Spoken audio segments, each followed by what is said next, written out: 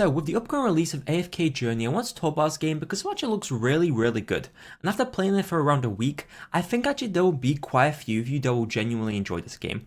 Now of course, I am basically sponsored to talk about this game, but as someone who has actually played the previous game, AFK Arena, very regularly, I'm actually quite happy with the changes this game has, and I was going to play this game on release regardless, to be honest. Of course, as the title suggests, this game is an AFK game, but it does actually revolve a lot more around actual story, with actual voice acting, and a bit of exploration as well. So if you are a person who likes more RPG type games, you might actually really enjoy this one. The combat this time around as well has a lot more planning for an AFK game, which I'm a massive fan of. We've been able to target enemies with your skills, interact with objects a lot more that might be like weapons or some sort of explosives, and also being able to adjust positions of your units on the field, which is something I actually really like for an AFK game that I usually don't see. Of course, there is also some quality of life features in this game, like a resonance system that basically lets you build all your characters at once by leveling every character on your account based on the 5 highest level characters, and there is also a gear system that isn't actually unit specific, which basically means you don't have to gear every single unit individually. For me, that's a lot better and a lot less tedious, so if you are a person who likes playing with several different units and testing several different teams, this game is a lot more open to that. Now if you are someone who actually wants to play this game, or give it a bit of a try, there is actually a way for you to be part of a next beta. There are basically 2 ways. You can actually join the official AFK Journey Discord, which will be picking a bunch of random group of players to be part of the next beta. Apparently the players are being picked daily, so the quicker you get in, the better the chance you get of actually being part of it. Or the second way is by joining the official AFK Journey website and going onto the registration there. Basically all you have to do is click the beta voyage registration at the bottom, fill out the email code, and then some of you will receive a notification about 1 to 3 days before the beta begins. I will leave a link for the actual beta registration and the Discord down below. Now this beta recruitment will last from January 22 to January 28th, so if you are watching this on January 29th or after, unfortunately, you will be too late for this beta, and the beta itself will last from February 1st to February 7th. If any of you do actually get in, do let me know down below. But anyway, let's first of all talk about the actual game more in depth then. Of course, we're going to talk about characters because the characters are the most important part of any game, let's be honest. First of all, like many other games, there is a rarity system in this one. This one has several different rarities, and most of these units in the game can increase their rarity to become stronger. From what I've seen, the rarities basically go rare, elite, epic, legendary, mythic, and supreme. Supreme being the highest rarity in the game, but each of these also does have an additional rarity in between. For example, like elite plus, epic plus, etc, etc. But there is also factions in the game. Now, if you have played AFK Arena before, this is basically the same type of thing. We have Lightbearer, Wilder, Gravenborn, Mauler, Celestial, and Hypogens. With most of these factions, when you actually pair them, you actually gain additional bonuses in combat. For example, if you pair a certain amount of them, you'll get extra attack, you'll get extra HP. It does allow for a bit more team building in that sense. Though one thing to take into account is that Celestial and Hypogens do count for any faction, so making teams around them is a lot easier. There is also other classes in the game, which are basically just a way of knowing if a character might be a tank, maybe a mage or a warrior, or really any other class in the game. This is of course quite helpful, especially if you don't know what a character might do initially. For example, if I see someone's a tank, I'm probably going to put them up front. If someone's a mage, I'm going to put them at the back. It just saves you a lot more time overall, but if you do want to see the character skills, you can actually check on the character screen at the bottom. Each character seems to have about 3 skills. Some of these might be more like passive type of buffs, but basically 3 skills, and an ultimate. The ultimate of course being something you charge up throughout the game, and I will say something about the ultimates. They have very cool designs, like for example Cecia, or I assume that's how you say it, legitimately summons some like massive beast and it entangles the enemies. It's honestly a pretty cool ultimate, and to be honest, I'm gonna call it now, I think she's gonna be a good unit.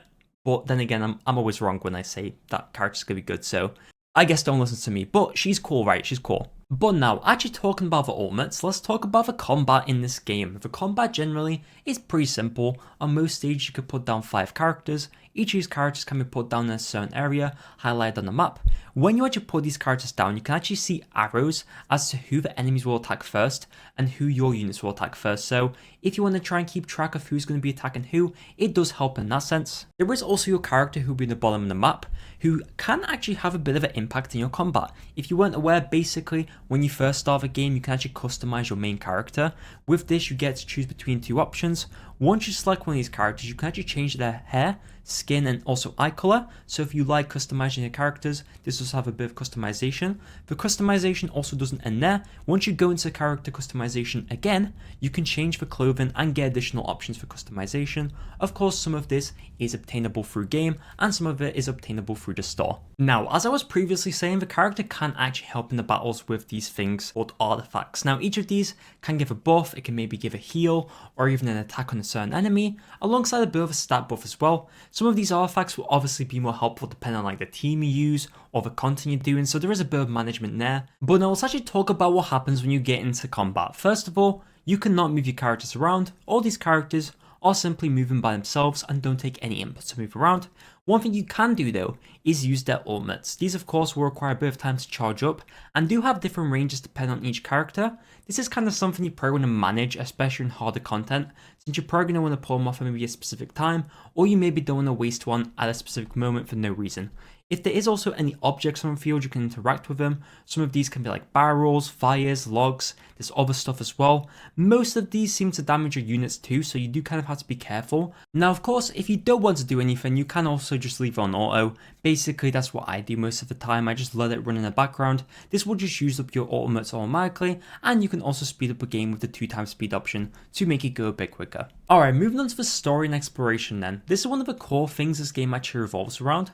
As you can see here, we can pretty much just run around pretty freely. Along the way, there will be like missions, monsters you can fight. There'll also be puzzles.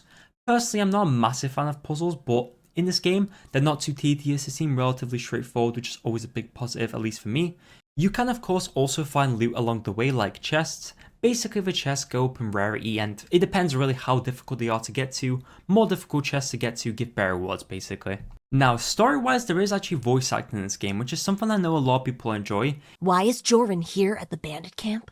Take this. It's instructions from Lord Franz. What type of instructions? You damn fools nearly got me killed at the Roaring Canyon.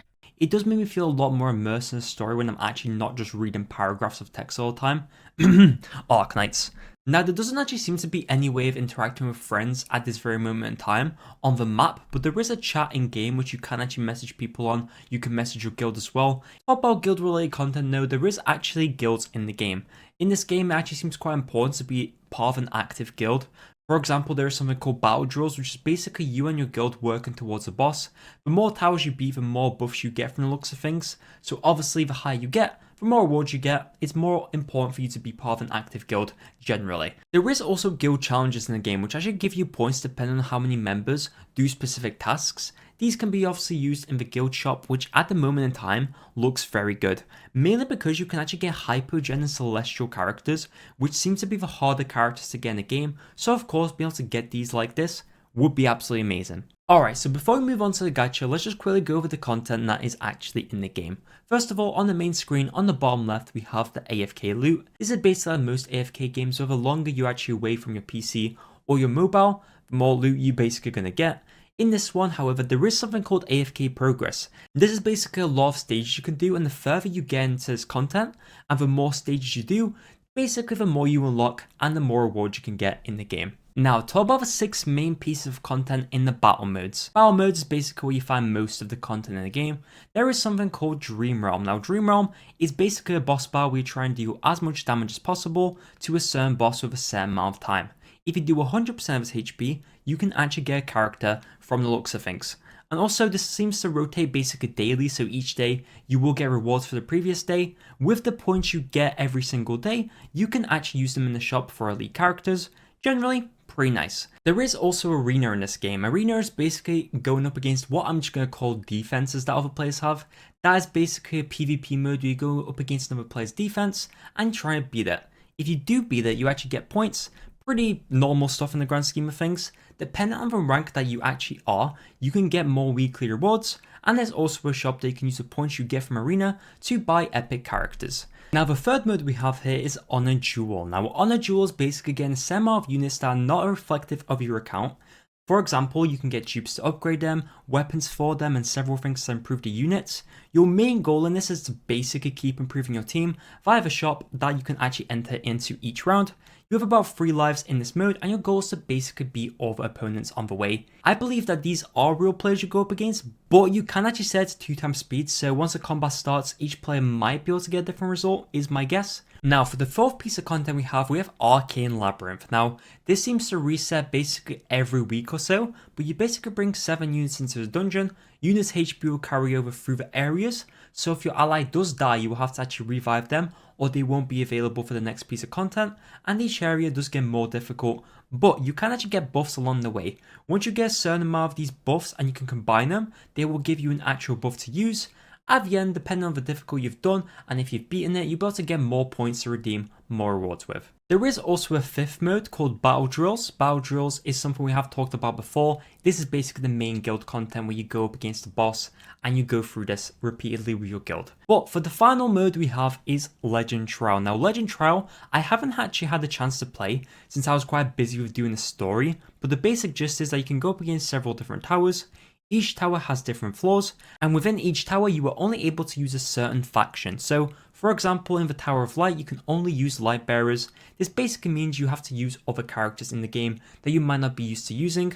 From what I've seen, this mode actually gives you acorns, which are basically used to promote your units, and also gives you items to enhance your artifacts. But now let's talk about the final part of this video. Probably the most exciting for some people, to be honest, is actually the summoning. I want to mention straight away, there is something called a Stargaze Station in the game. I've not been able to use this yet, but from what I understand, this is basically something that we're going to get more later into the game. Now will actually allow you to summon hypogen or celestial characters. But now if we go into the mystical house at the bottom of the screen and then we go to Noble Tavern, you will see 2 tabs. One of these is for all hero recruitment and another one is for epic recruitment. When you actually summon on the all hero recruitment, you can actually create a wish list. This basically allows you to narrow down the units that you might want from this banner. This will basically allow you to pick 2 epic heroes per faction and 2 elite heroes per faction. Now there is an epic hero guaranteed after a certain amount of pulls, but this number does actually change if you have several epic heroes before. For example, if you're a new player and you just started and you haven't done any pulls on this banner, your guarantee will be much lower, which of course is better for you. To do a single pull as well, it will take you 300 crystals or 3000 for a temple like most games, or you can also use the letters in the game, which are basically like tickets if you've played Arknights before. Also, like I mentioned, there is epic recruitment. This actually does seem to be a better way of overall getting epic heroes, but to get the summons first is a bit more difficult, mainly because you can't actually use crystals on these pulls. With this one though, you do get a 5 wish list of epic heroes. This is generally probably the best way of getting epic heroes apart from just doing content through the shop. But let's actually do some pulls then. Listen, I've been looking forward to this for a while. I've not done any pulls for at least a little while, so let's go ahead and do my 20 on here. I do have 5 pulls for the epic hero guaranteed.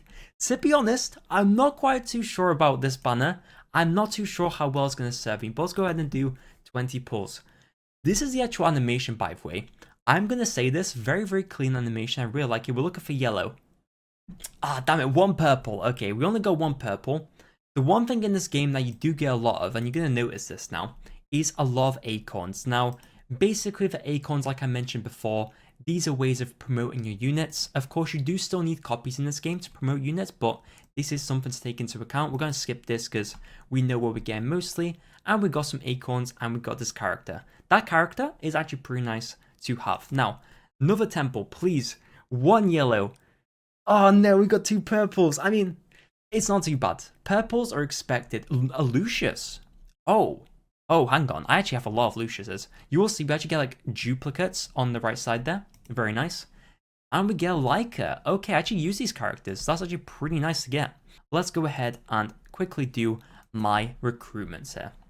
We have some epic hero recruitments. These are generally, I don't believe these are better rates. I will have to check in a moment, but what we're hoping for is a gold. I mean, that's basically what I'm praying for. Let's go ahead and check. So, the rate on the epic hero banner is 5.22% from the looks of things. If we look on this banner, it's actually 1.65. Wow. Okay, so the actual rates are actually much higher. I didn't check this, but I want to check it right now because I thought it would be quite interesting. We do also have the shop. Generally, buying this 241 actually makes a lot of sense. But let's go ahead and keep doing this. 1 yellow game. Please. 1 yellow. It's literally all I'm asking for, dude. Please. 1 yellow. Oh, okay. Not getting lucky. Not getting lucky. Listen, I've been kind of lucky in this account, so I'm not going to complain. Come on. Yellow. Green. Green again. Green again. Please, game. Alright, we have 2 more pulls. It's gotta happen. It's gotta happen. 1 epic. Oh no. Oh no, it's actually going so wrong. It's going so wrong. I could see it from a mile away. Please, game. I'll be in love. Oh, okay, listen. I've not been very lucky recently. I'll actually quickly show my account very quickly because I've shown mostly everything I've wanted to show in this video. Basically, this is my account. I have a couple units built. I have Leica copies. I'm going to go ahead and upgrade her in Ascender. You actually notice now, I want to show this very quickly, is there is actually acorns that you need. On the left side here at the bottom, you can see we do need acorns to actually ascend him. That basically means that you have to pull a lot. There is also modes that actually give you acorns, but pulling is basically the best way of promoting your characters. Is this better than the previous system they had in AFK Arena? I'm not quite sure, but let me know down below. Anyway, thank you so much for watching this video. If you did enjoy it, please do drop a like on this video. I'm going to very quickly just mention 2 things. First of all, remember you can actually sign up for the beta for this game right now. All you have to do is register online, or you can of course join the official Discord for AFK Journey. My best advice is probably to do both of these things because it really does give you the best chance. And if you are curious if you can play this on PC or mobile, this is of course a mobile game, but you can play this on PC just fine. Like, you can literally download it on the official website and play the official game on your PC, which is actually massive. It doesn't mean you have to download any emulators. I've got to be honest, I hate emulators these days, so being able to do this is a massive deal anyway. Anyway, thank you for watching, I will see you next one, and most importantly, have a wonderful day. Adios.